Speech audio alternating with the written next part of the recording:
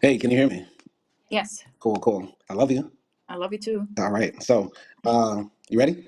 Yeah, I am. All right, let's get to it. So, what's up, everybody? Thanks for clicking this video. Thanks for tuning into my channel. My name's Simon Hill, Black American from Louisiana, doing movie reviews with my beautiful wife. Say hi, Acting.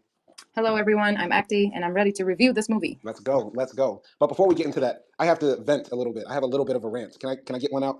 Sure, go ahead. So, episode 13, I think, was one of our best episodes we've ever done. And it was for the movie Reversible by Gaspar Noé, released in 2000. Irreversible. Irreversible, sorry. Irreversible, 2002, Gaspar Noé film. I think Acti and I did a pretty good job on trying to keep it clean without talking extra dirty and everything like that. But YouTube, yet and still, decided to give that video limited monetization. And I am Oh, really pissed about that. Now, that means the video like can still earn a little bit of coin, right? And we don't do the reviews for the money, right? But we want to follow the guidelines that YouTube gives us when it comes to releasing these things. And if you listen to Irreversible, all we were saying was R word this, assault that, but not like going too graphic. Do you feel like we did like a good job on at least telling the story in a clean way? What do you think? yeah, I definitely think we were trying not to use any, harsh words and all of that. And honestly, I like in my heart, I find saying R word or I don't know, like things like that a bit silly because these are like real things that happen. And we're not talking about pornographic things. Right, And right, these are like everyone are exposed to these type of words or events and whatnot. So I do think it's a bit silly to say those, but I feel like we didn't like say any bad words, honestly. right, right. And another thing, like, the Trading Places review got limited monetization. The Mrs. Mandela review got limited monetization. But the Live with Acti live streams we do every Sunday, where sometimes I just go off the rails and say F this and F that, they get full monetization. So for this review, I don't give a fuck. I'm gonna say everything I want to say. Pornography, suck my dick, eat my ass. I'm going in because YouTube is not caring. They don't actually review it. So I don't care. I don't care anymore. Today I'm talking real heavy, and I'm gonna do a real review. No R word this, SA that, fuck that. Well, I'm going in. You can play by the rules, Acti, but I don't care anymore. Yeah, I mean, it's honestly like more mental, how do I say this? Like mental work for me to not say the word and then try to come up with something else because yeah, it's just like too much work. If YouTube is going to do that eventually, then there's no point. But yeah, YouTube is kind of like that. YouTube is like Putin. They're like very like just censoring everything and stuff. But you know which app doesn't do that? Which one? Spotify. All So, right, so everybody go yeah. check out this review and other reviews on Spotify. If you're listening on Spotify, shout out to you. Thanks for being a part of this community. And let us know what you think about these movies. You can reach us on Twitter or X right here. My handle is Laji Mriki. Can you let people know your handle? Like on Spotify. Or, well, you can let them know on Spotify, but also where they can follow you on X or Twitter if you want to. I mean, yeah, my ex name is Akden is Sahin, and yeah, on Spotify you can find our podcast under the name Cinema Crossroads. Yeah, Cinema Crossroads. Check yeah, it out. And one more thing, for the YouTube reviewer that's going to give this one limited ad reviews, you know what? Please know that this is us talking about a movie. We are telling a story. Acti nor I condone, criminal activity, hurting people, anything like that. We're telling these stories and giving our opinions about these stories to reach some new level of truth, some new level of understanding, and have just a generally good conversation. We're not here to trigger people, cause people to hurt other people, anything like that. So whoever you are in India or Pakistan or even in America, who knows where you are, Mr. Review Man, show some grace, show some love to us because we're just having a conversation. yeah, definitely agree. All right, but sorry to hold everybody up who's listening to this episode right here. Let's get into the story. The movie we are reviewing today is Antonio Banderas' new film, well, film in 2011, The Skin I Live In, Spanish film. We watched it in English subtitles, and I thought it was an interesting movie. I definitely could say I enjoyed it. At the end of the movie, I was like, laughing by all the surprises, the twists and turns in the story. I thought the acting generally was good, cinematography and scenery was good. Yeah, I can say I enjoyed it generally, but I do have some problems with it, and that's more about the themes and a little bit of the lack of depth in the story. But how did you feel after watching it overall? Yeah, it's definitely an enjoyable movie. Like the story is interesting, the concept is interesting, but I do agree on you that it lacked like depth into the themes. I feel like it was more like a kind of a movie like just to put Antonio Banderas in the main character or something like that. Mhm. But yeah, it was interesting. It was just like a beautiful movie, beautiful like decoration, scenery, whatever. But yeah, it lacked in some parts. Right. All right. So let's get into the story. Let's walk y'all through it. The movie opens up with the scene of some girl locked up in a room and she's wearing like a bodysuit and she's like doing yoga and like maids and servants feed her through the wall. They don't go in and bring her food at all. Like they all the people are separated from her and you get the feeling that she's isolated. And then in the next scene, we see this doctor standing up in what looks like some university auditorium giving a speech talking about he's one of the greatest, plastic surgeons in the world. He's an expert on skin. He's done one of the few face transplants that's been successful in history. And those are the introductions to like the two main characters. The doctor's brother's name is Robert or Roberto in Spanish, and the woman's name that we're introduced to is Vera, and that sort of stuff. What was your impression of like meeting these two characters like in that first scene? Like, what did you think the movie was going? I had no idea where it was going when I saw them, but what did you think of that? Yeah, I mean, it kind of makes it clear that, yeah, like this woman is there, like either as a prisoner or like an experiment. She doesn't seem like too disturbed by her condition, but she does seem sad. And, oh, sorry. You One okay? second. Yeah, can you just tell me what you thought of it? Yeah, sure, no problem. When I first saw Vera, I thought maybe that was his wife or somebody that he was distant from. Like this was a very rich, successful, powerful man who just so happened to like have like a broken marriage or a marriage that was breaking, sort of like that typical like stereotype of like rich people, but there's no love in their marriage, and that's what I thought where this movie was going. And maybe she was like having an affair with a butler or something, but they didn't want a divorce. I didn't know. It just felt like weird power couple dynamics. That's what I was Yeah. thinking. Yeah, sorry, I accidentally opened like music on my laptop, but anyway, It's yeah, okay. I mean, when I saw Marilla, the maid, Hmm. and we see her like, putting some food on the tray and then sending it down like the elevator shaft or whatever it is. Hmm. And yeah, I thought like maybe she wasn't allowed to go out and stuff. And I don't know, like I thought initial characters were kind of interesting. Yeah, very interesting. So Roberto comes home to his mega mansion villa in somewhere in Spain, and he, enters his house and walks into the bedroom, and expects to see like Vera there waiting for him, or at least we think like Vera is going to be there waiting for him, but instead he finds Vera dead. Vera had slit her wrists and tried to kill herself. And then the next scene is Roberto doing like experiments in the lab with her body on the table, and he basically like patches her up and brings her back to life, and he's telling her like very soon your skin will be perfect and stuff like that. So I got the impression that maybe at this point in the story, like his wife was maybe a bit crazy, and so he was trying to like always like save her and rescue her as he found like a cure for maybe her skin that always had problems. Maybe she had like very thin skin. I think that is like a real human condition, like where your skin always bleeds or something whenever it like touches something or something like that. That's where I thought the movie was going, but I don't know. What did you have any comments about that? Yeah, I mean, it seemed like Vera was trying to like get with him. I didn't know if like she was his wife or anything like that. I didn't think actually like she was his wife, but I thought like she was maybe in love with him because he was like such a good scientist and a good doctor, a surgeon, whatever. And yeah, it was definitely like interesting. It's there was like a he said if you really wanted to kill yourself, you would have like slit your wrist or something. And we see like her slitting like just different parts of her body basically. And I thought, okay, so maybe she just wants attention from him, or like she wants him to love her or make love to her or something like that. Yeah, yeah. It was hard to tell what the dynamic was, but knowing what we know now after finishing the movie, maybe she couldn't slit her wrist that way because maybe that part was impenetrable, unsliceable. Who knows? Who Maybe. knows? Because it seems very strange that yeah, when you have the opportunity to kill yourself, you don't do it all the way. But yeah. So moving on, the next scene is Roberto explaining to another group of scientists that he had discovered a way to make impenetrable skin, skin that won't burn, skin that resists like mosquito bites, so it could prevent malaria, like the perfect skin on the planet that's identical to human skin. And he calls it Gal, Gal. And there's no real rhyme or reason for why he named it Gal at the beginning, at least as far as we know, but we find out later. And so all the other scientists are like, how'd you do it? What did you do to make this? Like, how did you create this? And he said, basically, I used pig blood.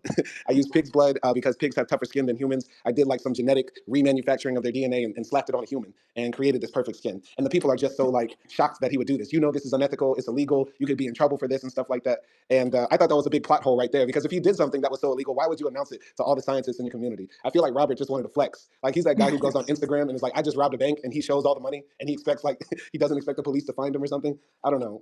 What did you think of that part of the movie? Yeah, I mean, it was definitely a bit, silly because obviously we can understand that he's a good surgeon and he seems like such a serious guy. Like he reads encyclopedias like in his free time or something. So yeah, it doesn't make sense that he doesn't know the rules of the community and experiments and whatever. But I do think like at that point, I thought that this was kind of like an interesting topic because how far can science go by breaking the rules in the name of like creating something new that can save lives? Because in his presentation he says this is something burn victims can use. This can prevent malaria because the flies don't like bite the skin Hmm. because of some like pig's blood or something like that, some scent, Right. and it's impenetrable and stuff like that. So like I think that is an interesting topic, like if you think Right. about it. And I think this is something that you pointed out as well when we were talking. You said like if you think about it, all the scientific revelations are kind of made in fucked up ways. Yeah, yeah, definitely. Like, he came to this revelation after, well, we will find out through a person who was forced to be a part of his scientific experiments. But before we get to that, I think it's important to talk about the idea. Like, if this tech actually did exist, like, should it exist? Like, should people be able to make their skin almost impenetrable, like unable to die, be able to revitalize their skin? It's such an interesting concept. I've never thought about it before. But what do you think? Do you think this should be legal if it does exist? I mean, anything I feel like that has to do with health will be at one point exploited. Like, if something like this were to happen, I'm pretty sure like most of the people who benefit from this are going to be rich people Mm, because, rich people who have like burn marks or something like that, or they want to like live in, I don't know, Malawi, and they just want to like, get this new skin so they don't like have malaria and things like that. So it's very rare that these type of things, specifically like, expensive to produce things, go down to poorer people, mhm, lower class people. So yeah, I think if it does exist, it's hard to predict if it will actually be beneficial for the people who actually need it. mm. Yeah, I think the same, that generally, like, this will only be access to the rich. And my thing about like medical breakthroughs, everything is cool with medicine unless it makes people live forever. My only thing is we should never allow something that allows people to live till 5,000 years, like, to exist. But if you want to have beautiful, flawless skin for the rest of your life and you can afford it, go ahead and do it. Who am I to tell you not to get that sort of cosmetic surgery or that sort of protective surgery or reconstructive surgery? I just thought it Yeah. was an interesting idea. And the film doesn't really explore it, though. And I think that's one of the big problems. Like, this movie has so many interesting ideas, but it doesn't really go deeper into them or talk about them. It just sort of like leaves it on the table. Like, okay, this scientist, this mad scientist created this new thing. And what do we do with this idea? But they just leave it there. And it doesn't go past that scene. You get what I'm saying? Yeah. I mean, it is definitely like an interesting invention. Hmm. So yeah, it could have been taken further. And I don't know, thinking about if this would happen in real life and stuff, it would definitely like benefit some people. Yeah. Definitely, definitely. So anyway, while Robert is gone at his conference and stuff like that, Maria, the chef, or the waitress, not the waitress, the maid, the nanny, the housemaiden, the godmother, Maria, the blonde lady, is at home, taking care of business and stuff like that. When somebody rings the doorbell, right? Hmm. And there's a man in a tiger costume, tiger suit, right? And he's dressed up for like Spanish carnival. And Maria says, "Who is it?" And she's like, the guy's like, "I'm looking for a lady named Zeka." And she's my mother. And the woman says, "Yeah, I don't know you, and go away from me," or something like that, right? No, the son's name is Zeka. Oh, the The son's name is Zeka. You're Yeah. right. You're right. Pardon, pardon. The son's name is Zeka. He's looking for his mother. He shows his ass to show that he has like a certain birthmark that only his mother would know, which I just thought was funny. It was good to see that little splash of humor Yeah. in this dark movie. And so the woman lets him in and says, "Oh, my son, where have you been? I haven't seen you in about 10 years." The man stays in his tiger costume and is eating all the food. The police are like looking for him, and when his face flashes on TV, he turns it off. And his mom is like, "What did you do?" And he's like, "I just robbed a jewelry store," or something like that. And he's like, "Can I hide out here?" And she's like, "No, hell no." And he's getting really mad. But then he sees that Vera is on the screen. The girl that's kept kidnapped in the house is on the screen. He's like, "Who is that?" And he starts licking the screen. what Gross. did what did you think of like Zeka, like when he first appeared and all that? Yeah, I mean, it definitely felt like, he and his mother had some bad blood or something that happened before because she was sort of like hesitant, but it was also like, she missed him. It was like, how like, no matter how bad your daughter or son is, like, they're still your, daughter or son. They still Mm, came from you, and there was that type of dynamic. And then, like, he also asks, like, I need Dr. Robert to give me a face transplant. hmm, hmm. And then his mother says, like, if he would like lay you on his surgery table, he would kill you. Yeah. So we understand kind of like they're not, getting along with Robert. Hmm. And yeah, like that licking scene, the screen licking scene was pretty like, yeah, gross. And we can see like he sort of, sexually twisted a little bit. Yeah, I'm not gonna lie. This might explain a lot about me. But when I was a kid, I remember being a kid one time, and I tried to lick the TV while it was on, and like little static like hit my tongue and stuff like that. I'm sure somebody else has did this before, and I'm not talking about these like new thin TVs. I'm talking about the TVs with the big booty, like the big back TVs. You get what I'm saying? Yeah, And yeah. those TVs were different. I don't know why that happened. That was kind of funny though. But You're silly. Why would you try to lick the screen? I don't know. Why do kids like try to eat their boogers? I don't know. Why do we try to do cartwheels until our arms fall off? I don't know. But yeah, I thought when Zeka showed up, it was going to be very interesting. I thought he was going to be more of a major character. Maybe he was going to be the villain in the entire story. But his line in the story is pretty short. So he sees Vera and he like ties up his mother, literally like hog ties and gags his mother, which was wild. Then runs upstairs to try to find Vera. And when he finds her, he breaks into the door after finding the key and stuff like that. Vera actually tries to run out. She like tricks him and makes him fall. But then he grabs her foot and tries to get on top of her and he tries to take it. And their conversation was very interesting. Can you break down their conversation? Yeah, I mean, basically, Zeka was acting like, he knew her. And he was saying, like, oh, do you remember this? You used to love this, you used to enjoy this, and all of that. And Vera is like almost trying to negotiate with him and like trying to go along with what he's saying. But we kind of understand, like, he's kind of clueless. But Mm-hmm. he's saying, like, oh, Vera is saying, like, we can make an agreement, like, I'll do whatever you want, but just, like, don't do anything. And Zeka is basically, like, on her, trying to, like, put it in her. And yeah, it's like it felt like, she was kind of, how do I say this, a bit cold, like a bit too calm about the whole like rapey thing that was going on. Also, another thing, like Zeka says, I thought you burned up in that fire. Yeah, So that means like, oh, he must think that she is somebody else or something like that, right? yeah, Because Vera is not saying like, oh, I know you or anything like that. She's yeah. like you said, trying to negotiate. But anyway, Zeka like takes her back into the room, lifts her over his shoulders, and then he begins like humping her furiously. He begins to rape her. Yes, he begins to rape her. YouTube. That's in the story. It's in the story. YouTube. I'm sorry, I got caught up. Anyway, uh, Zeka's mother is downstairs, tied up, forced to watch her son take somebody's coochie, and then Robert comes in and sees Maria tied up and somebody humping his little experiment, or Vera, on the screen, and gets the gun out of the drawer after untying Maria, walks upstairs, and while Zeka is on top of Vera, like humping away with his head gone or something like that, or maybe he already busted, I don't know. But then, Yeah, I think he came. yeah, Yeah. Zeka already came, and then Robert came and put two in his brain, and that was the end of the story. And there was blood all over the place and stuff like that. And what happens next? Yeah, I just want to say, like, at that point, I thought in my head, I was like trying to make up a scenario, and I thought Vera was Robert's like ex-wife or wife, but she lost her memory or something, and then like he was trying to fix her, or create someone new from like the lost memory chick. So that's what I imagined there. Mm. I don't know if Yeah, you like were thinking about any scenarios. no, at this point, I still thought that they were married, and what had happened was that Zeka basically raped his wife, but it was a wife that he was estranged from, like a wife Hmm. that he wasn't really romantic with. But even Yeah. if you're not romantic with your wife, you're still gonna, probably kill somebody that, does that to your wife. Yeah, yeah, yeah. Yeah, so after that, Robert like takes the body, and he takes it, like puts it in the trunk and takes it somewhere. And during that time, the maid, Maria, and Vera are having like this conversation, and then Maria is basically coming clean and telling like her, they're actually brothers, Zeka and Robert, but I didn't tell them this. Zeka is like from this other guy, and he didn't live with us. He started like trafficking drugs at 8 years old and something like that. Mhm. But she had Robert from like her boss, possibly, Right. and her boss sort of like took Robert in, and yeah, like, and then he became like a successful surgeon. Right, right. But Robert always had Maria in his life, but he never knew that Maria was his mother. Yeah. And there's actually a point in the story at the very, very beginning, and I think we skipped over it, where Maria says, I know you like I gave birth to you. So she's still lying to him up to this day. She never actually, Hmm. reveals that Robert is her son. Yeah, I mean, yeah, maybe Robert might have grew up in a fancy world, maybe, but we don't know if he ever had a mother figure in his life. And guessing by his like coldness and just like um wants for love, I'm thinking he probably grew up without a mother. Maybe like his father said, your mother died," or something like that. Right.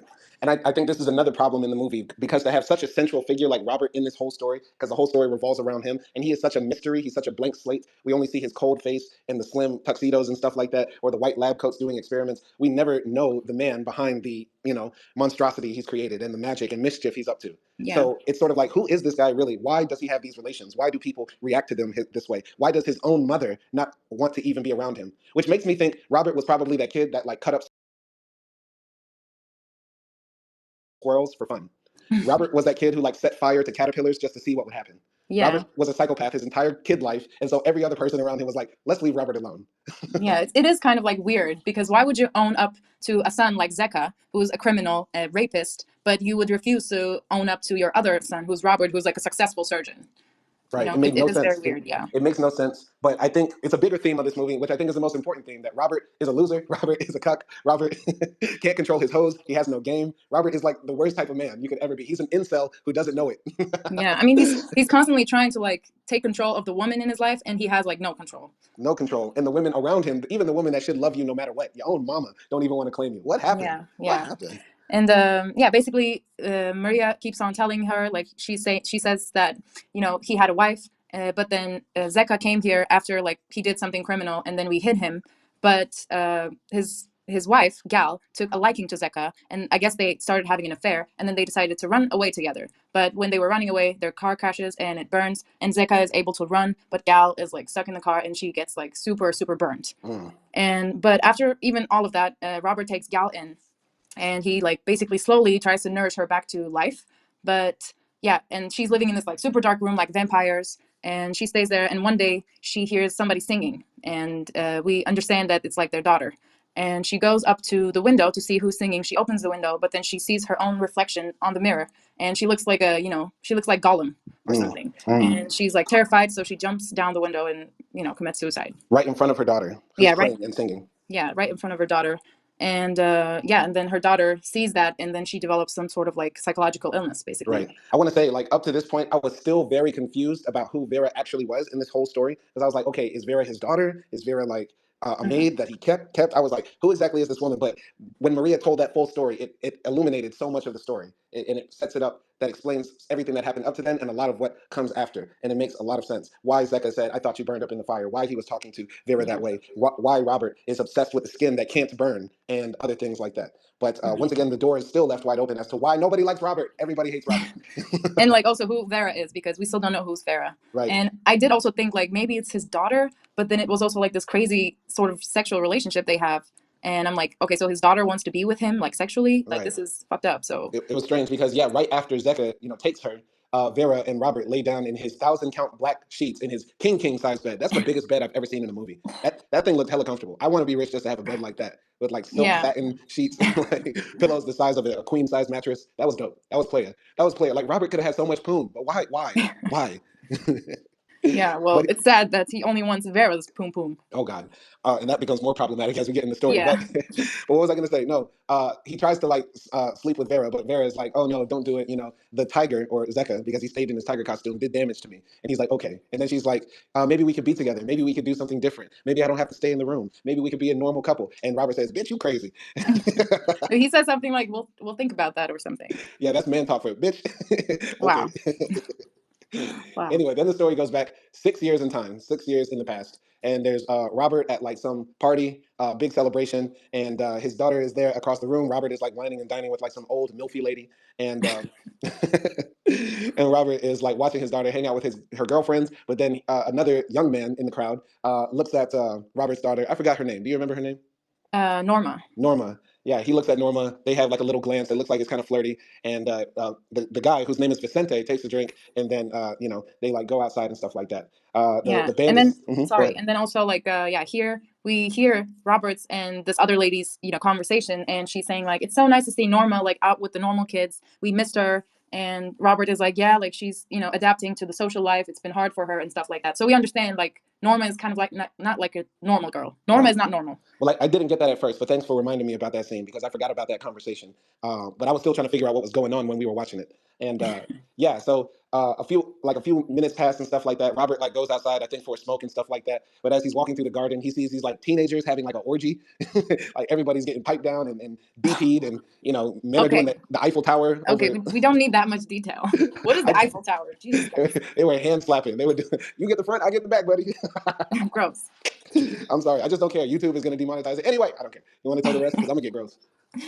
Okay, yeah, so we see Vincente taking his crush out, like Norma, to the garden, and just like Simon said, everybody's smashing. So he's trying to like smash, and then they have like a funny conversation because he asks her like, "Are you on something?" And then she starts listing like all the medication she's taking, like her antidepressant, her like vitamins and stuff like that, because she doesn't really have any idea about what he's talking about. Right, and that's And because he asked her like, "Are you high?" Because he must have took some weed or something like that. And then she named off all the rich white people drugs. If you know rich white folks, they're always on something. I got the ambuloxin, the ibuprofen, the xylophone, the xylophone. saxophone. And yeah, and then he's like, cool.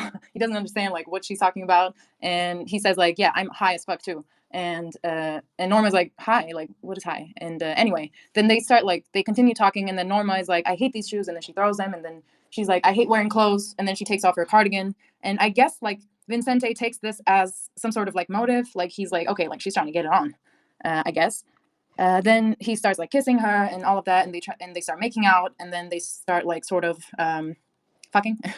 Yeah, but yeah, I just want to talk about when she said, "I hate these clothes" and stuff like that. That gave me a little bit of a hint as to Robert's issue because maybe he had like forced her to like dress a certain way or act a certain way, be girly, be ladylike. That's what I assume maybe because once again, we don't know much about Robert, but we can hear hints from people around him, and that's what it sounded like when she said Yeah, that. yeah, definitely.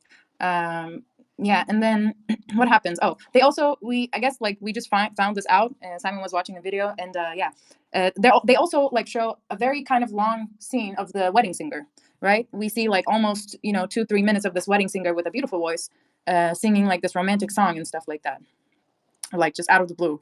And yeah, then she suddenly like Norma, starts freaking out, and then she's like, "No, stop!" And then Vincente is like, keeps on going, but she like pushes him and then bites his hand, and Vincente kind of panics here, and then he slaps her, and she faints. Mm. And Now, I have then to say, when I first saw it, at least, I thought it was a traditional sort of, rape scene in a movie, and I thought he was taking it, and that's why she started screaming, because maybe she didn't want it, she didn't know what was happening, she was too high, or he was just too rough with her. I don't know. But when we did watch that review or summary of this movie before this, they brought that up, and I think that's a different theory. I think I'm not going to take that fully as truth, because I think it could also be simply what we saw the first time as well. So I think the song theory as to the reason why she started freaking out is just that, a theory. But that's my opinion. Go ahead. yeah, the song theory is that like she was singing the same song when her mother committed suicide, and then the singer lady in the wedding sings the same song, and then she goes into like a psychosis or something. Right. Now, Um, what's your opinion about that? Which one do you believe? um, I think it can be true, and I do like those type of like little hints or connections in in a movie or in a story. So yeah, I think that might be true. We just have to, I guess, like go back and check if that's the actual song, Mm. because maybe it was. Okay, I think I'm going to disagree with you here, because I think maybe she could have heard that song while she was still at the party and cried, right? But she was also in a very strenuous situation. Imagine remembering like something about your mother who passed away very tragically. Meanwhile, some 16-year-old has his fingers up inside you. You might be like weirded out, like really weirded out, especially if you're like neurodivergent or autistic or something, which, what's her name? Norma is. So maybe I'm going to lean more towards the idea that she was freaked out because of the Hmm. boy on top of her, plus maybe a little bit of the song. But I'm not just going Yeah. to say, oh, it's just because of the song, because we don't know her other reaction had she heard it without a boy on top of her. Yeah, yeah. I mean, definitely, it can be both ways because it seemed like she was trying to be normal and she was trying to flirt with him, but she didn't know like what it could escalate to. Hmm. And then, yeah, like she might have panicked in that way. But anyway, she passes out, and then Vincente like sort of puts her clothes back on. But I mean, they didn't take off their clothes, but he like covers her breasts and pulls down her skirt and things like that, and then he gets on his bike and leaves. Hmm. Where like also Robert, while he was looking for his daughter, kind of sees him. Hmm. And yeah, what did you think? I thought at that point, definitely Robert was going to be pissed when he found out, because if I was Robert, I would be pissed if I saw my daughter passed out under a tree, somebody riding away on a motorcycle. She's got a slap mark on her face, and her clothes have looked like they've been ruffled with. Of course, any man's going to feel that way about their daughter. So I definitely knew that Robert and Vicente were going to have beef for the rest of the movie. But I don't know how to say this without it sounding problematic. But definitely, what Vicente did was bad. When a girl says no, you should say no. But looking at that scene now, after what happens towards the rest of the movie, I don't think he deserved what he got for the crime that he did, if Yeah. that makes sense. No, it does make sense. Like, I do think, like you said, I do think he's wrong, but at the same time, you have to consider that, like, he didn't know about Norma's situation. He didn't know she was, like, psychotic. And basically, like, when she freaks out, he freaks out too. And then I guess as a reflex, like, he should have stopped then, and that would be the right thing. But as a reflex, like, he wanted to, get it on, and then he sort of, like, slapped her Mm-hmm. just to, like, make her stop and Mm-hmm. not make a big fuss, I think. Right, And right. yeah, that's wrong. That's sexual assault. But yeah, he did not deserve it. Right. The movie doesn't tell us exactly what time it is. Oh, no, it does at the beginning. It says Toledo. Yeah, the movie takes place in Toledo in Hmm. 2012. It says that Yeah. at the beginning, right? So, yeah, maybe I've heard that Spain has sort of like a more macho society where maybe that sort of like abuse and rape culture is there. So maybe, doing that to a woman might be more acceptable. But I feel like in America in 2012, like smacking a woman like that, is not cool, but at all. And it's never been cool, but you know what I'm saying? I'm just trying to take into account the culture part of it, if that makes sense. Hmm. Hmm. Yeah. Yeah. But shall Yeah. we move on? Yeah. And Okay, then go ahead. Or do you want me to do it? no, it's okay. I mean, if you want to, go ahead. I think what happens next is that we see that Vicente works in like a woman's clothing store with like Hmm. his mom who owns it and like another woman at the store as well. And her name is like Christine. And I forgot Vicente's mom's name, but Vicente is like a very short man. He's very short, very dainty. And, he's basically kind of like a slacker. He's always like taking time off, doing stuff like that. He doesn't seem to take it very seriously, but he overall seems like a generally good kid, despite what we saw from him earlier. You get what I'm saying? Yeah, a little bit. I mean, he does sound sexist, but I'm just gonna assume that's normal, like in their little town or something like that. It is not okay, but it is like just what he grew up with because he's working like with this lesbian girl, and yeah, he says like, "Why don't you put on this dress?" or something like that, and she says like, "Why don't you put it on?" Mm, And she says, "I'm gonna meet my girlfriend" and stuff like that. So it does feel like he is a bit, he's a teenager. He right. acts like a teenager, like horny teenager, basically, Right. I a don't little know if bit. you noticed this, but I think one of the women that worked in the shop was the actress who played Vera. And there was like a short scene where they showed like this woman's close up face. I swear to God, it looked just like Vera. And she was working in Vicente's clothes shop. Did you notice that? No. No, I feel like we got to play it back. I feel like that was her. She had like a top lip ring and stuff like that. I was like, wait, is that Vera? Is that who becomes Vera? I was kind of confused at first. Okay, I didn't realize it. No. All right, but anyway, fast forward. Vicente is like riding his motorcycle late at night when a van pulls up, knocks him off the road. Some guy with a with an obvious mask, kidnaps him and throws him in the back of the van. And we find out like it's Robert. Robert has him like chained up in like some barn dungeon where he only has like water to drink. And Vicente's mom is like looking for him all over the city. She goes to the police, and the police say they found his motorcycle like thrown off of a cliff, and so maybe his body washed out to sea. But his mother still believes he's alive, so she continues to look for him. And yeah, I think after a few days, like Robert finally confronts Vicente and like starts to treat him a little bit better. He like gives him rice and and it's like basically like starving him out. I think at the beginning when he didn't feed him for a long time, he was like starving him. What did you think when like Vincent was like locked up and chained and stuff like that? Yeah, maybe he was trying to get him to be a bit more slender for his next move. Now, let's be honest, actually, when we first watched this movie, I feel like you were happy that Vicente got chained up and locked and stuff like that because you're so, big feminist energy. You were like, yeah, he's a rapist. I want you to cut his dick off, Roberto. I felt like you were like hoping for him to have the worst thing happen to him. Be Are real. you watching me or the movie, Simon? No, I know you. I know you. So you were like, yeah, get him, Robert. Teach him a lesson. No, I mean, of course, I'm not rooting for someone to get tortured because honestly, that's what I thought he was gonna do. Like he was gonna torture him or something with like water because he hoses him down with like cold water or something. Mhm. But yeah, like I don't know, I wasn't feeling like happy or sad about it. Honestly, I was just like neutral. Y'all don't listen to her. She was like, yeah, Robert, get him, cut his dick off, put it in his No, mouth, I beat him didn't up. You say were those like, things. no, that's you. I know that's you. Because if I ask you what should happen to rapists, what should happen to a rapist, acting? Be real. And we need to cut their dicks off. Okay, yeah. See, I told y'all she's Stalin. I Yeah, told but y'all. it's I also told you that it depends on the case. I said if this is like a more than one time rapist situation, then we're cutting dicks off. But if it's one time and dependent on the case, we'll see what we're gonna do. Okay, all right. She's putting up a nice mask for y'all, but behind closed doors, No. she's the female Pol Pot. She's Well, then working. don't rape people, okay? Right. Shout out to YouTube. Shout out to the moderator watching this saying, "Oh, definitely not monetized."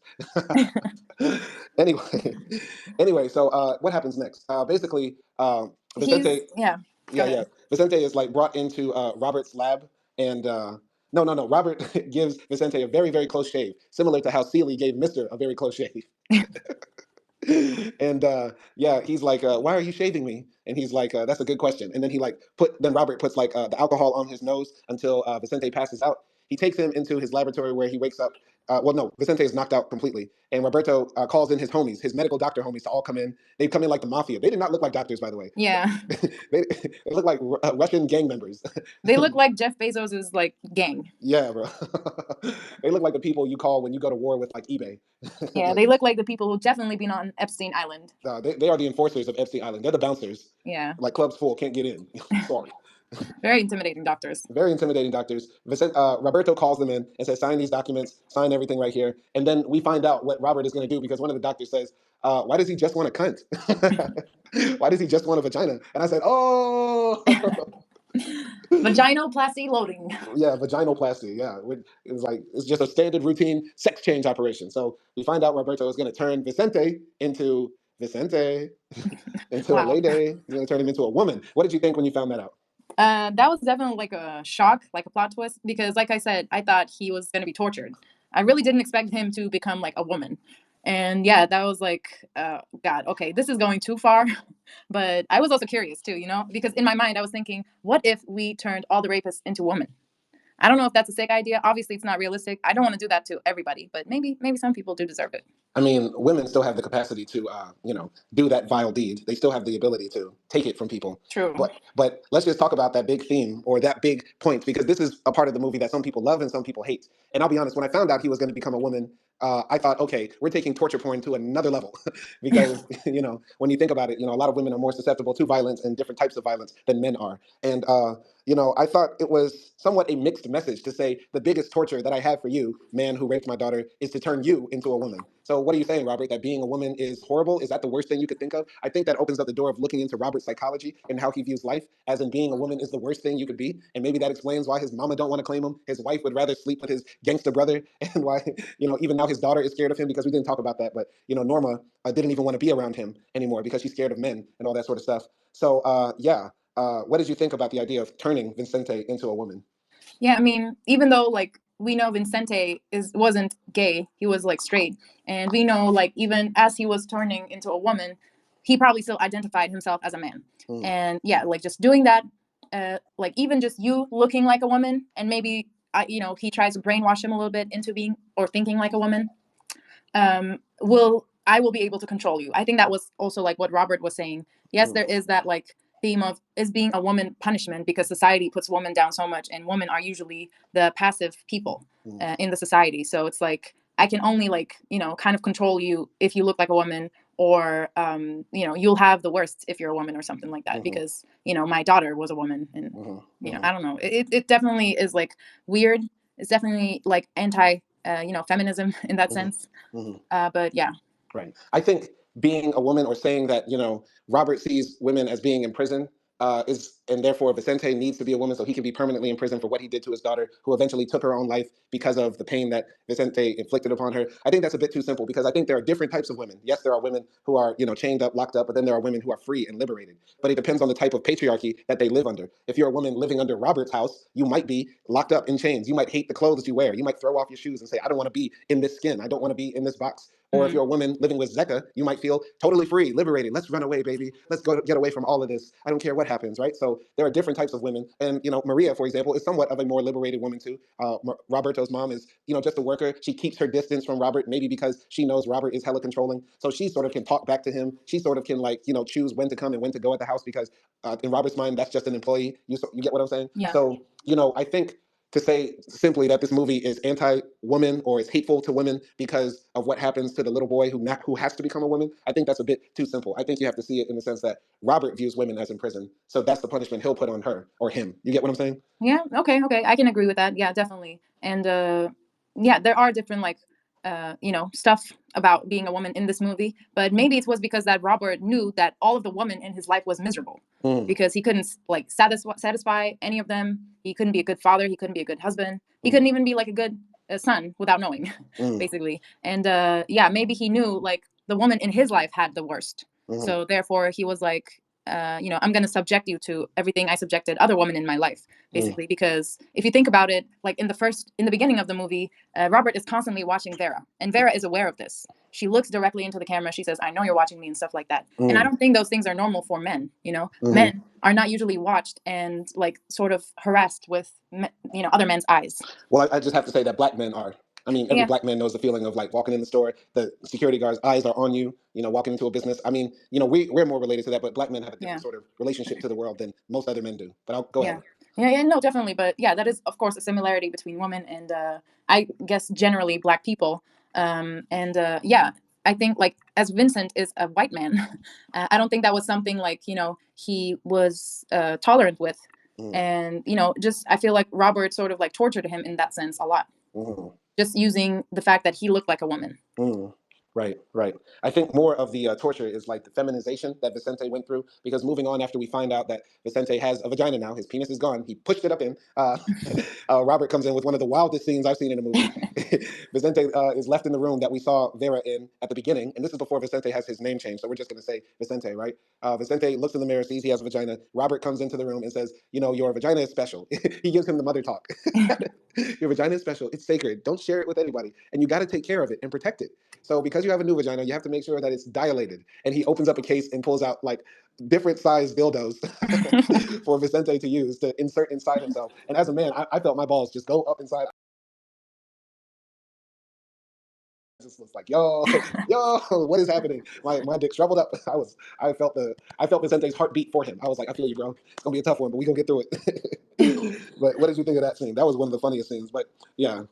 I thought like Robert is like so boring even in bed because like those dildos were like cream colored and just like look like blocks of wood, and it's like at least make it fun, get a neon pink one with vibration setting or something. Like he just feel it just like throughout the movie, but specifically here because it's like he created what he was trying to create, even though his goals were bad and what he did was bad. Like he's achieving his goals or whatever, his revenge, you can say.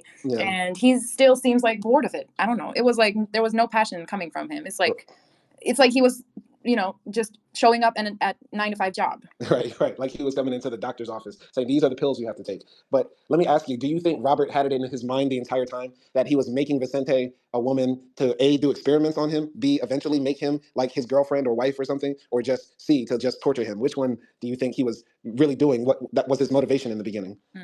I think like his initial motivation was revenge, Hmm. but then it's sort of turned into like a scientific experiment, Hmm.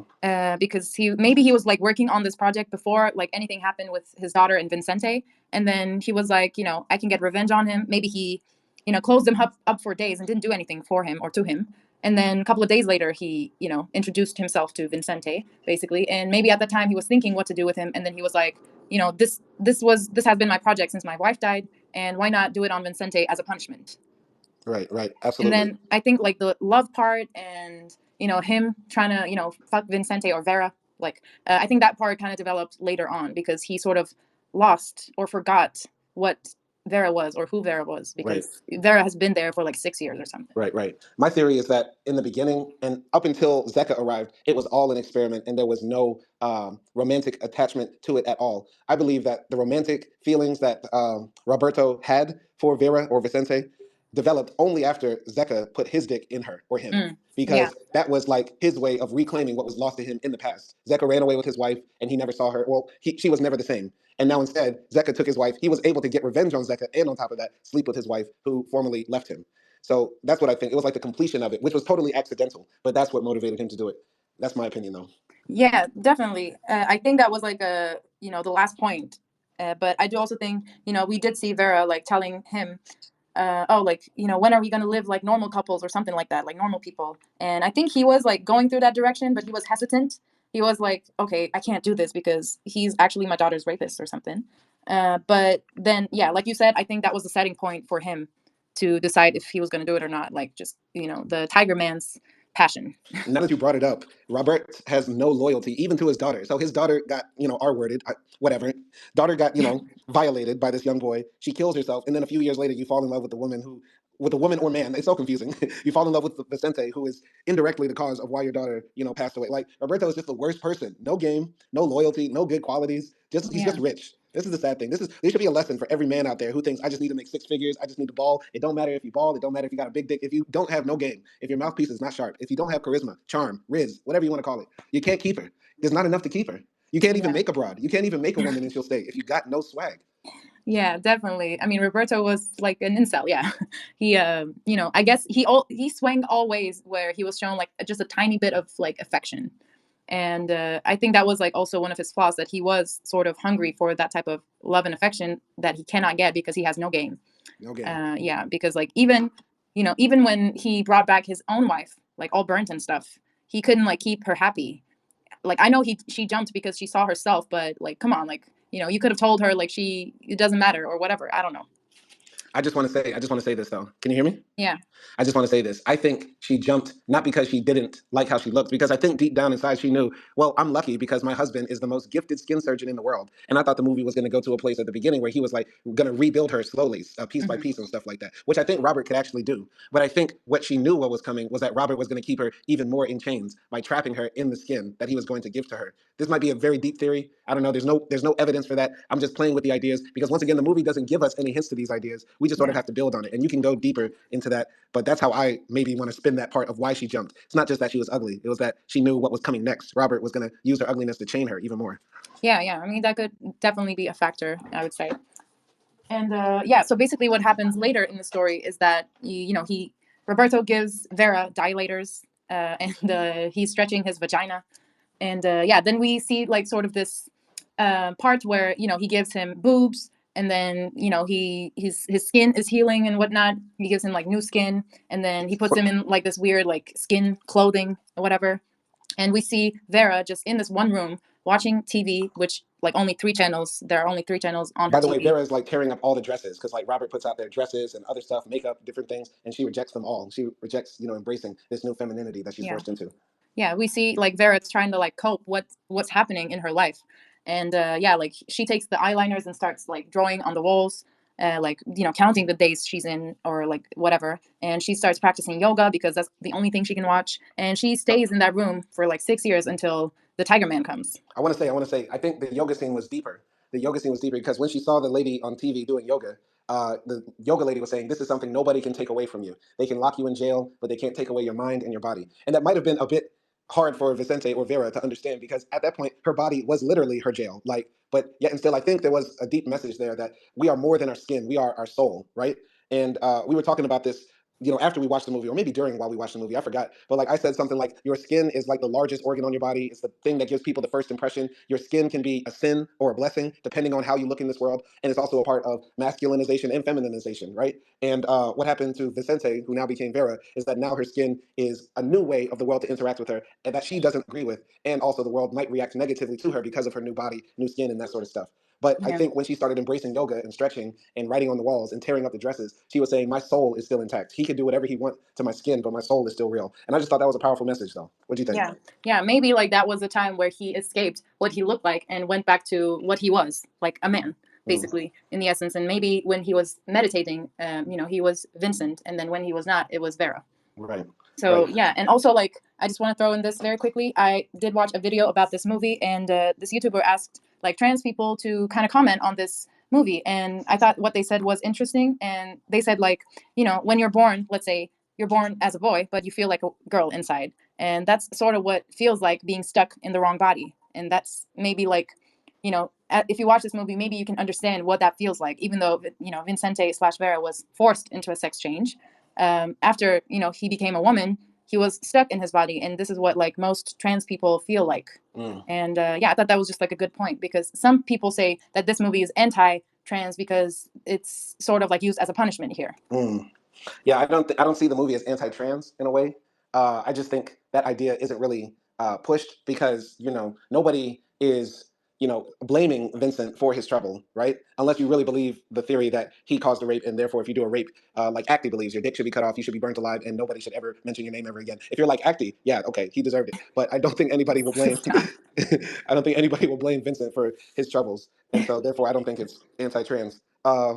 Yeah, me neither. I don't think it's anti-trans, Yeah, but you can make that connection of what that feels like, and I think right. that is like an important, Right. I mean, I thing. definitely know what it feels like to be born into a body and like not be like what you feel like inside because like the whole world treats me like a black man, but they don't know like I'm just a very old Jewish man in like a very young black man's body. Like they don't know. Like I really just want to like sit down and have long conversations with people and really try to argue a point I don't believe in and like, haggle over every single price at the grocery store. They don't know. Like that's what's really inside.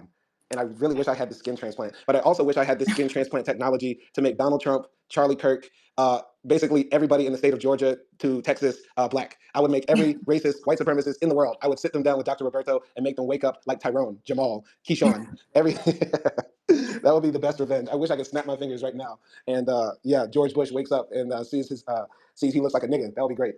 I'd like to see that. But see, I think that's the thing. Like, as you say that, and I'm not trying to, I know like it was a joke and it wasn't that serious, but yeah, like as you see that, it's also saying like you think being black is a punishment because of what society, tells us.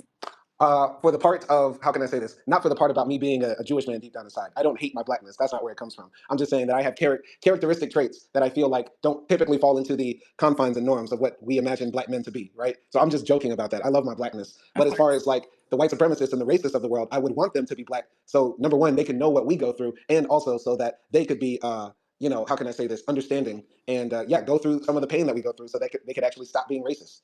Yeah, of course, of course. See, so now maybe it doesn't seem that brutal to give extreme serial rapists a vagina.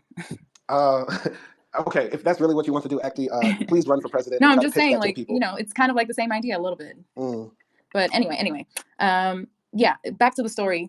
Yeah, at this time we also see like Vera trying to commit suicide again. Like she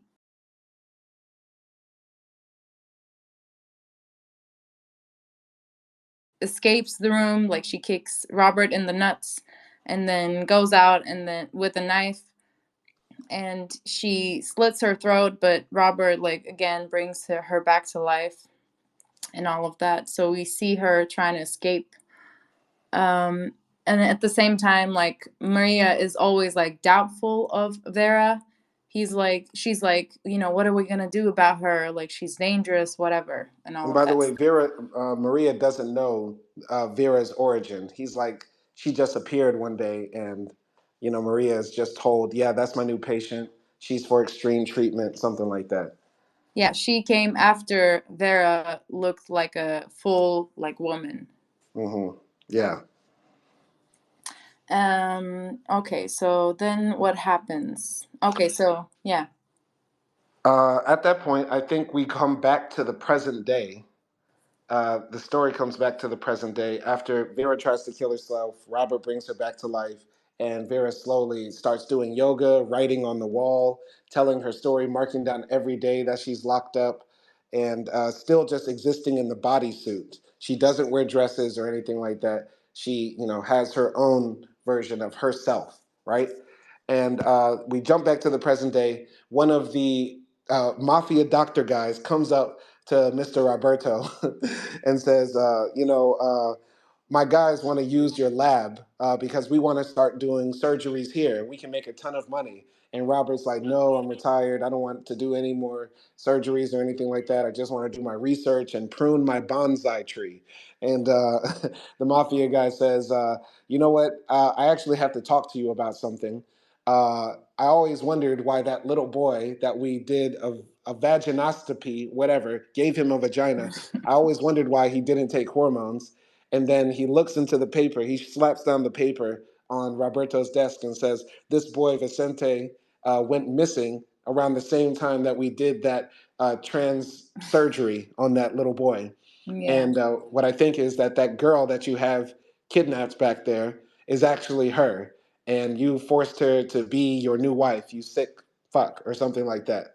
Yeah. And Robert pulls out a gun on him and says, "I think you got things mixed up." That was so funny. Robert first says, "No, like she just went to LA and she became a porn star." Oh yeah, yeah, I forgot That that. was like funny. Okay. Yeah. I'm not gonna lie, there are some funny parts in this movie, but they're like deadpan funny. Like you are not it doesn't feel like you're supposed to laugh, but you do laugh because of how ridiculous, like Zeka in the tiger suit, Yeah. Robert saying like this man went to LA and became a porn star and is doing like real rough Yeah. scenes. Yeah. It's And just one part before that mm-hmm, is that Vera, because of all the stuff happened, and they almost had sex with Dr. Robert and whatever. She's kind of like walking around the house, like she's not in the room anymore, and she brings like Robert breakfast, mm-hmm, and then also Robert says like you should go out shopping mm-hmm. with Maria, and then they go like shopping, and Vera is like on a dress and high heels, and she comes out. She says, "I wanted to practice wearing high heels," Right, and right. yeah, we see them like going on shopping, and then yeah, By and the then way, it's she Maria doesn't trust Vera. He's like, "What if she tries to kill me?" And Roberto's like, "Trust her, she won't." And Maria and Vera go out together in the city, and yeah, go ahead. yeah, yeah. At this point, like Robert is kind of trusting Vera because Vera made her promise that she will always stay with him. Mm, mm. But yeah, then she comes back right when Dr. Robert and his colleague are talking, and he pulls out a gun. Then Yeah. Vera comes back to the scene, and she says like, "No, like I'm not him, and I love Robert." No, And no, no. She says, "I am Vicente, but I ran away willingly, and I wanted to be a girl." no, she doesn't. She doesn't say she's Vincente. Okay, are you sure? Because I remembered it that way. No, no, she doesn't say that's her. She says like, I don't know who this man is, but I'm willingly here. She Okay. does say like she's willingly here and she willingly like participated, but she doesn't say she's Vincente. Okay, okay, okay, okay. Got it, got it. Okay, so yeah, she basically stands up for Robert and sits down on his lap like the true power couple they are. And the mafia doctor leaves, and everything looks cool. I think they have a big old passionate kiss, like right in front of the man. Yeah, and she's also wearing a dress from his own store back in the Mm. day. Yeah, and that becomes important later. Nice Yeah. dress. Would you wear that dress? Um, maybe like 10 years later. Okay, all right. But then what happens next in the story? um yeah, I mean, at this point, I mean, at least I felt like, okay, I didn't know if Vera was like really playing along and just like playing Robert, or if she was actually embracing being a woman, because it's kind of confusing like to predict what she was going to do. But yeah. um I think then at that point, like they're laying down in bed and they're about to like smash. Robert and Vera are laying down in bed late at night in the big old house. Maria is sleeping in like one of the rooms downstairs, and there's a gun. By the way, I think Maria took a gun with her when she and Vera went shopping and left it in her purse, right?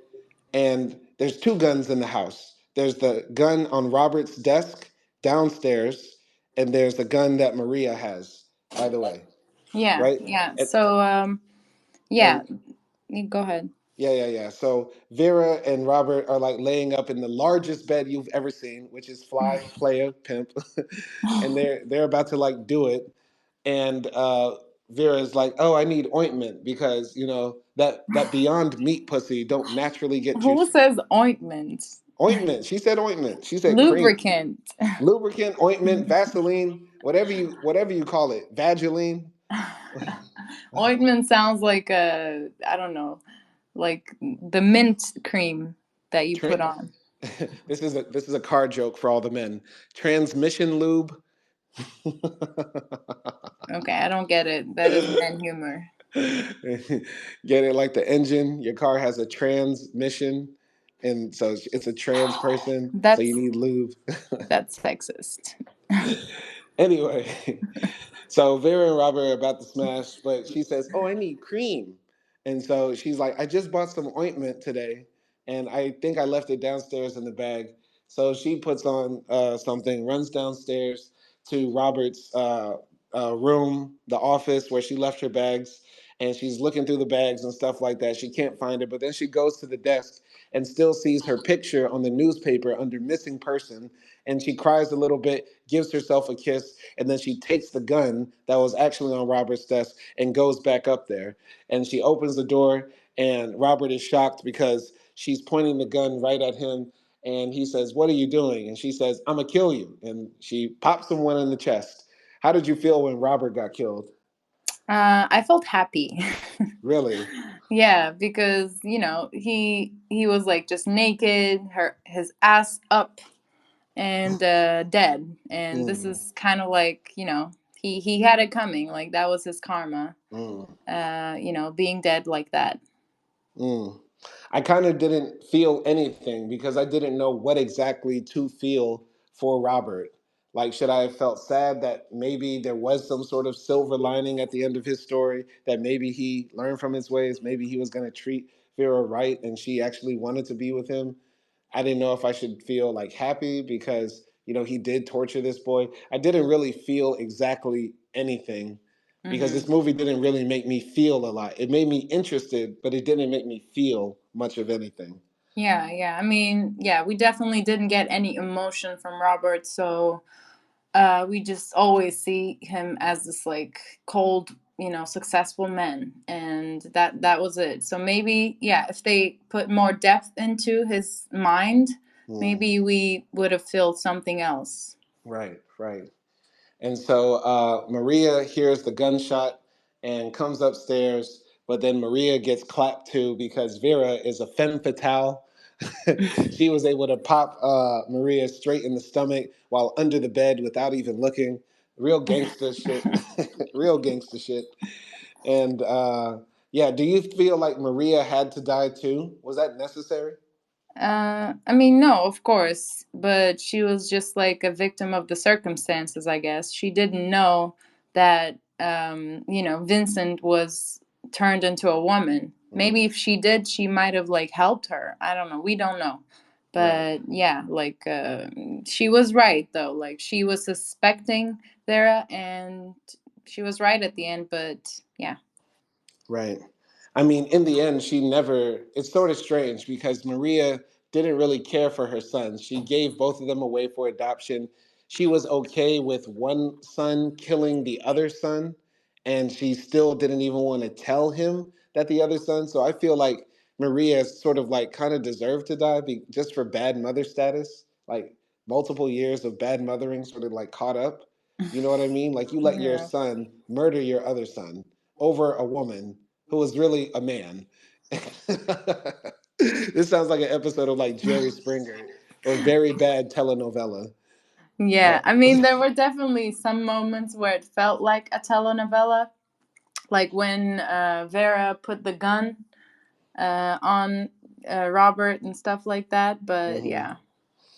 yeah. So yeah, definitely no tears for Maria passing on. She sort of needed it. Plus, she was ready to kill a woman for killing her son that she never told was her son. So whatever. Mm. Uh, yeah. Anyway, the end of the movie is very kind of sentimental. Vera shows up to the clothing store to find her mother. The store is sort of like more fancy, so I guess her mother been hustling hard, making money. Okay, and yeah, she pulls up, and long story short, short story long, they're able to recognize her because she's wearing the same dress that she swore she was gonna finish or something or give to Christina, the other coworker there, uh, when she returned, but she never did. But she says to her mother, "Soy Vicente, I am Vicente," uh, showing that she's still wants to be a man, but now she's trans, which is an even more interesting part. But the movie cuts off there. What did you think about the ending? Yeah, I mean, I didn't know what to feel about the ending. Obviously, I did feel bad for Vincente or Vera because he went through a lot and that was very sentimental. But then at the same time, like, I was like, I was thinking in my head, like, is he gonna explain everything, like why this man took him, and is he also gonna explain the things that he did wrong? Because in the beginning of the movie, like he did sexually abuse a girl, but it was sort of like I guess you can say a misunderstanding in the beginning. So I was happy, but at the same time I was a bit conflicted as well. Yeah, I thought it was an interesting ending. It sort of felt bittersweet, but also sort of emotionless as well, because they're just standing there at the end, and then it just fades to black after that. There are no real like tears in this movie. There are no moments of sentimentality. Even when Norma dies, that should have been one of the biggest parts of the movie that where we saw Robert break. But at the funeral, no tears, things like that. Yeah, like Uh, even at the funeral, the psychiatrist comes to the funeral and says like, "We're sorry, like we did everything we can." And then Robert says like, "No, you didn't. I'm gonna sue you," or something like that. yeah. So, and then the doctor says, "This is not the right place to talk about this." So, like the doctor has more sentimentality towards Norma. hmm He's like, "This is her funeral, so let's just take a second and respect her." Right, right. Than Robert, because Robert is just like thirsty for revenge. Yeah. I really feel like the movie is missing a heart. Like it has a lot of brains, but not a lot of heart, not a lot of soul in it. It's very distant and cold, as if the story is being told from Robert's perspective, which Yeah, sort of would make more sense. Like if Robert did have a diary and wrote down everything that happened, this could be how it sort of went out in his mind. yeah, yeah. And I yeah, mean, the uh, ending is kind of crazy. Like, what would you do if you had a son and then he lost and you think like he's dead, but maybe he's not dead, and it's been like 6 years, and then he comes up to you as a woman and says like, "I'm Tyrone." I would say I knew I recognized you from those rough movies, those rough LA porn movies. Wow. I No, knew I but saw you somewhere. like he was forced into a sex change. I was like, man, you're doing your thing. You're famous. I see you every time I turn on the hub. Stop. Gross. I always felt weird jerking off to you. I said there's a weird similarity going on. That's gross, Simon. Stop. You Yeah, that's not what you would do because he says he was forced to do a sex change because right, he. but if I didn't know, that doesn't make me bad. Okay, well, she's not a porn star, Simon. She was kidnapped. Okay, okay. Oh, Jesus. But if they did come back, I would say, man, I'm just glad to have you home. I love you. I missed you. I'll accept you, bitch. Wow, I love wow. you. Would you help him to get a reverse sex change? I feel like that could cause even more problems. Imagine, pushing it in and then pulling it back out. Ugh. So he's just gonna be like a lesbian, like a butch lesbian? I mean, those things are expensive, and especially if he came back like a bad bitch, I'd be like, man, you better work it. You're insane. No, but for real though, because let's keep it real. Vicente didn't get like, the Colombia transsexual change. He got the like Switzerland transsexual change. Like his thing is top notch. That's a baddie. Let's no, am I tripping? Is Vicente not prettier? No, is Vera not prettier than Vicente? And if you're a man, of course you're gonna say that. No, but as in like the looks department, like just generally, like Vicente was like a solid like six, short, skinny, kind of wimpy. But Yeah. Vera was smoking. Why are you I, always thirsting over women that we I, see on TV? I'm done. I'm not. I'm not. But no, I'm asking you to be objective. Okay, yeah, like he's definitely not my type as Vincente. Mm, And yeah, like he's skinny and all of that, and he's not that attractive, but it's not like he was, so ugly that he couldn't get any. mm. He almost got Norma. Almost, almost. But Norma was a six. I love it how we talk about like sexism in societies, and then you just like keep on, you It's know, not being sexist to like objectifying it's women. it's not being sexist to rate people. I'm pretty sure if we go back in time, you were like rating like Flip from Jungle Fever. You're like, damn, that nigga fine. I said, okay, I had to take that. I had to take that on the chin. You can't take this. I We went, said that one time. but I just have to joke. I'm just joking. I know. But yeah, what would you do in that situation? I mean, like you said, I would accept them, I would love them and support them, and I, if he told me like he killed somebody or he killed the person who did this to her, I would probably try to hide her.